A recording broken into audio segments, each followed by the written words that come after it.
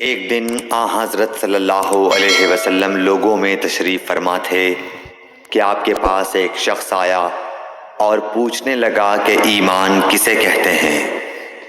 آپ صلی اللہ علیہ وسلم نے فرمایا کہ ایمان یہ ہے کہ تم اللہ پاک کے وجود اور اس کی وحدانیت پر ایمان لاؤ، اور اس کے فرشتوں کے وجود پر، اور اس اللہ کی ملاقات کے برحق ہونے پر، اور اس کے رسولوں کے برحق ہونے پر، اور مرنے کے بعد دوبارہ اٹھنے پر ایمان لاؤ۔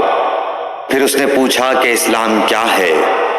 آپ صلی اللہ علیہ وسلم نے پھر جواب دیا کہ اسلام یہ ہے کہ تم خالص اللہ کی عبادت کرو اور اس کے ساتھ کسی کو شریک نہ بناؤ، اور نماز قائم کرو، اور زکوٰۃ فرض ادا کرو، اور رمضان کے روزے رکھو۔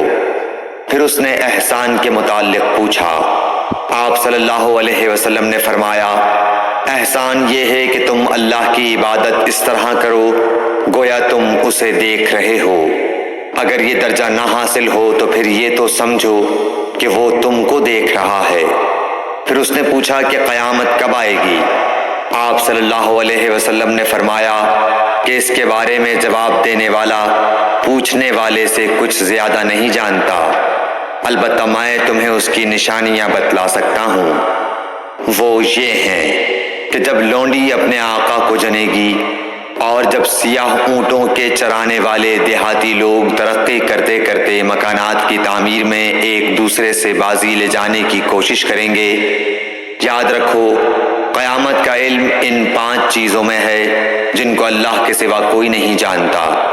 پھر آپ صلی اللہ علیہ وسلم نے یہ آیت پڑھی کہ اللہ ہی کو قیامت کا علم ہے کہ وہ کب ہوگی۔